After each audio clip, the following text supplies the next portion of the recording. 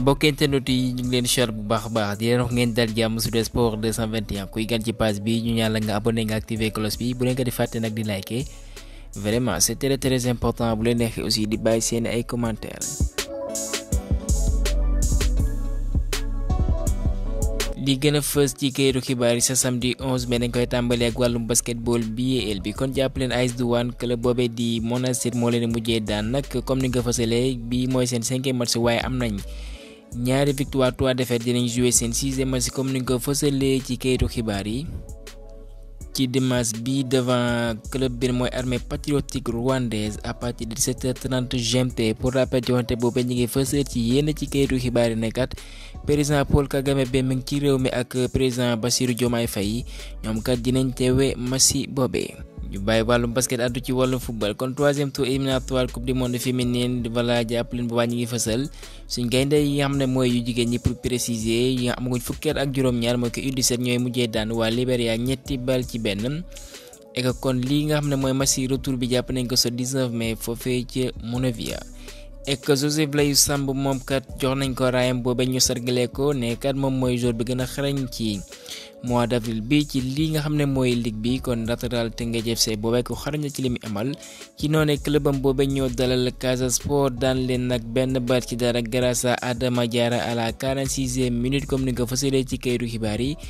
Jamono de Fatick ñoom ñooy daan 1-0 devant Sonacos et que but de Souma ci dernière minute yi à la 95e minute kon ñu ngi fësal ne kat Teungueth FC mi ngi wéyale yoonam avec 46 points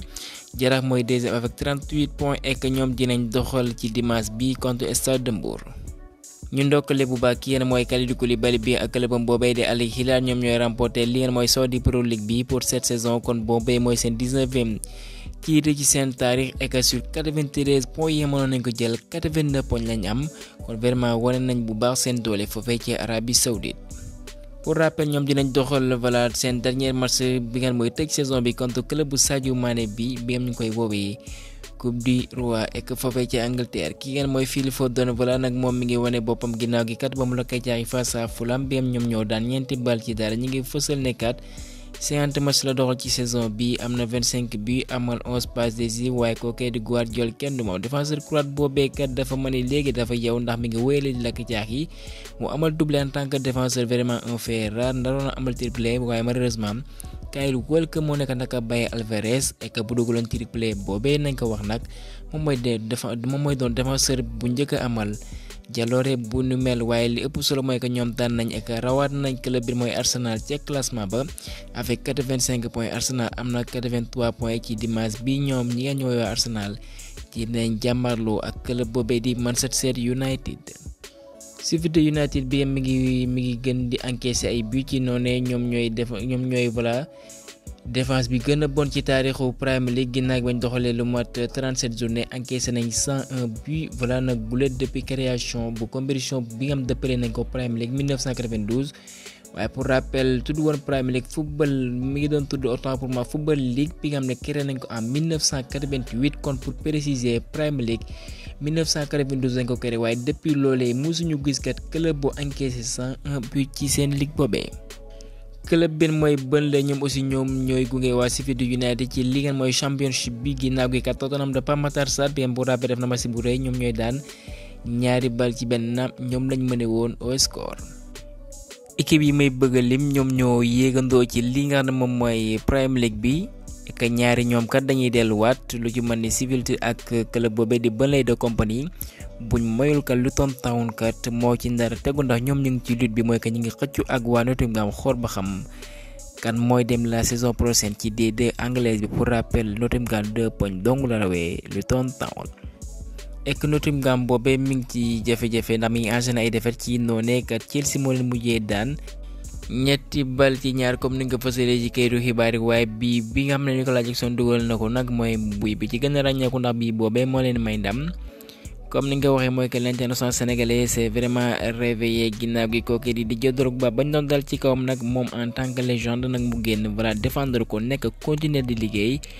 loolee voilà dina fay ek loolee nag mooy fay ndax actuellement ginnaaw gi bañ ko waxee loolu ba tey enchaîné na ñeenti bi yu tegloo yem ngi koy dugal ci noonu léegi ci English Premier League bi am na 14 buts ek voilà c'est pas une manière de les comparer de waaye jàpp leen bu baax première saison bu Nicolas Jackson moo gën a baax fop bu Didier Drogba bi xam ne naam dëgg la légende la waaye voilà c'est une manière pour gën a may confiance Nicolas Jackson pour les années à venir ndax Didier Drogba amaloon na 10 buts 5 passes décisives première en Premier League alors que Nicolas à ce jour am na 14 buts am 4 passes à 2 journées de la fin. ginnaaw gi ndam boobee léegi nag ñoom ñi ngi gën a xëccu nag pour doxal ci li nga mooy joonte yi européen la saison prochaine ndax ñoom tolloo nañ ay poñ ak Newcastle ku ci nekk am nga 57 points.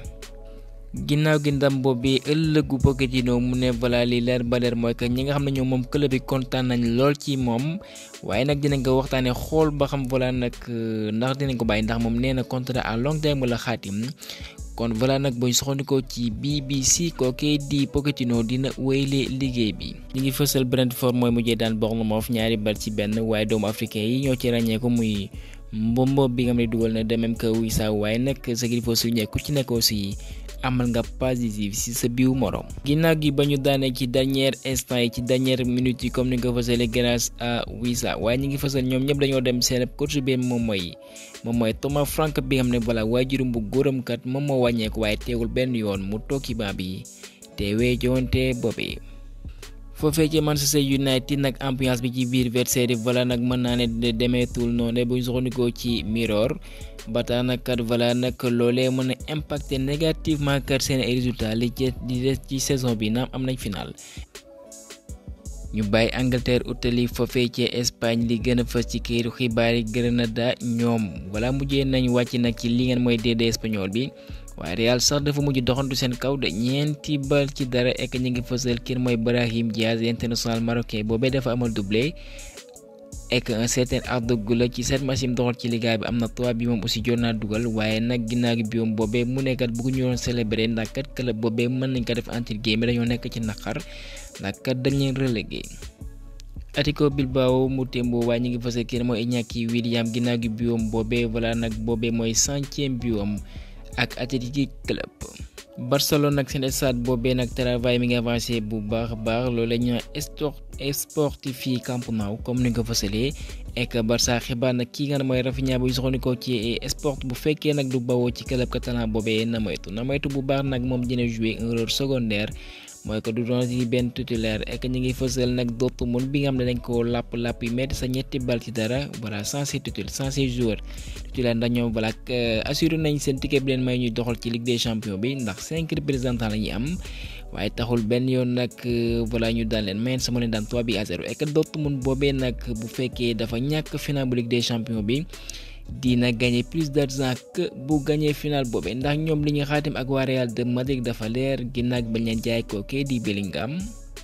ndax ñi ngi fësal bu fekkee Bellingham kat dafa gàddu kat loolee di Ligue des Champions bi jàpp leen Real dafa war a fay ay mbaqus club allemand boobee lu mat 40 millions d'euros alors que kat boo gagné Ligue des Champions 20 millions d'euros dong ngay am kon muy soxandikoo ci AS voilà loolee nag benn dilemme dëgg la pour le club allemand boobee est-ce que dañoo dara bàyyi Real gàddu final boobee wala boog kat dañuy bàyyi opportunité boobee romb leen ndax quoi qu'on dise xaalis neex na lool waaye nga jël raaya loolee aussi ci taarix lay doon. buñ mayul buñ soxandikoo ci Bild kat Bayern dina jaay kii nga mooy Serge Gnabry waaye dina xaw a jafe ndax xam ngeen ne l'international allemand boobee dafa xaatimoon contrat et que pour un joueur de 28 ans bi am dafay enchaîner ay blessures est-ce que club bi noppi nañ teg ay koppar pour mën ko jënd kon buñ mayul aussi mën nañ ko jaay waaye voilà dina xaw a jafe lool yenn ci club teg koppar yi war. AC Milan doxantu ci kaw Cagliari juróomi bal ci benn kon ginnaaw bañ toogee juróom benn match amuñu ndam voilà nag dakkal nañ série boobee. Raphaël Leao ginnaaw ba mu la koy caaxi kon moom voilà dugal na 50e biom ci amal 50 passes décisives kon voilà kenn du moom waaye ci 208 matchs yi mu doxal. Bologne bi mi ngi gën a jege doxal ci li nga mooy Ligue des Champions bi Bologne de Thiago Motta jàpp leen bu baax ñooy mujjee daan doxandu ci kaw Napoli 3-0 waaye nag supporters Napoli yooyu ñu leen wooye les ultras ñi ngi ñaawlu bu baax club bi performe wala boog laj yëm koy wane ces derniers matchs ba tax na ñi ngi sàkku ci kookee di Aurelio mu démissionné wala boog ñi nga xam ne ñoo yor ndombay tànk club boobee. Kylian Mbappé ginnaaw gi ba mu fësal ne dafay quitter Paris Saint-Germain jàpp leen bu baax bu ñu soxandikoo ci RMC kii nga xam ne nag mooy l'international français bi voilà nag duñ ko amal benn cérémonie bu mucc ayib comme yenn ci ay jours ñeen kay amalee ginnaaw gi bañ doxalee ay année yu bëri moom meen moo fa dàq dugal nag waaye nag yenn ci ay xibaar bu ñu soxandikoo ci RMC ñoom kat ñu ngi fësal wala boog ñu jege club bi Kylian Mbappé kat da ko yéex a annoncé kat loolee mooy tax duñ mën a amal yenn wàccaay yi war. ñu desandi foofee ci France kenn mooy Keylor Navas à l'âge de 37 ans moom kat dafay quitter définitivement Paris Saint-Germain à la fin de cette saison ginnaaw gi ba mu fa doxalee juróomi at et blessé depuis plusieurs mois kookee di Bouna Sarr reprendre entraînement yi waaye entraînement collectif ak waa Bayern Munich. Aliou Badara Fati kenn du moom te tout puissant Benjamin dafay am plan de jox ko et noonu la amale mu lakk caay et bi mooy deuxième biom de la saison foofee ci Congo. Moussa Konaté mu dugal ak clubam boobee di Bourges de Sadio Mané bi boobee nag moo leen may ñu maintenir ci National 2 bi. ki ñu naan Jean-Michel Larquet neen Habib Beye voilà nag dafa war a def ay preuve am et wala boog mu def preuve de patience. voilà bu mu xalaat benn yoon ne gannaaw gi ba montelee club bu ba di Red Star ci li ngeen mooy Ligue 2 bi voilà nag loolee mën na ko war a may mu retrouver club bu ci mane Olympique de Marseille bi ñi ngi fësal mën na ko yor bu baax a baax bi nga xam ne jàpp leen club boobee ci kàddoom mu ne ñoom seen bébét mooy ñu delluwaat ci Ligue des champions bi waaye li ñu ko mën a waxal voilà on peut noter d'exemple ku ci mën a Thiago Motta kii nga xam ne mooy Xabi Alonso ak yenn ci coach yi def nañ seen i preuve donc pourquoi pas un certain Habib Beye. waaye li leer ba leer jàllooreem yooyu moo koy may ñu tabb ko meilleur entraîneur de la saison ci National 1 bi à l'âge de 46 ans de technicien sénégalais bi nag voilà bu ñu soxla ci Wii Sport jege na lool foofee ci Marseille affaire à suivre. d'après Talk Sport ci yeneen xibaar kenn mooy Arona Sangaté West Ham bi dañoo war a defaraat seen équipe boobee jàpp leen bu baax ciblé nañ ko bu baax a baax bu ko defee mun dara baw foofee ci Havre Italie foofee ci Angleterre vraiment loolee une opportunité bu mag la nag pour l'international sénégalais bi mooy Sangaté. d'après José Tolé journaliste espagnol boobu mu ne Mikayil Ngor Faye dina manqué nag playoff avec Barça B ndax ñoom ñu ngi ci division 3 bi jàpp leen nag li nga xam ne moo ko waral nag mooy que moom dañ koy convoqué suñu joŋante yi war a amal pour qualifier mondial 2026 contre Mauritanie RDC Congo kon moom mooy Mikayil dinañ ko wóolu et que voilà une très bonne nouvelle pour le jeune catalan. waaye nag ñenn ñi ngi fësal ne loolee dina doon benn coup dur ndax moom moo fa daan nekk di assurer la charnière défensive en compagnie de Mamadou Mbacké Fall bi mu dafa amee gaañu kon voilà quelle défense pour les Barcelonais waaye li leer ba leer voilà nag buñ la convoqué sa club bi nga xam ne fa ngay doxal amul droit benn yoon di la tënk nga fay desandi buñ soxandikoo ci règlement yu FIFA yi kon gaa ñeemale foofay xibaar ji leen jaajëfal ba beneen yoon sur Sport 221.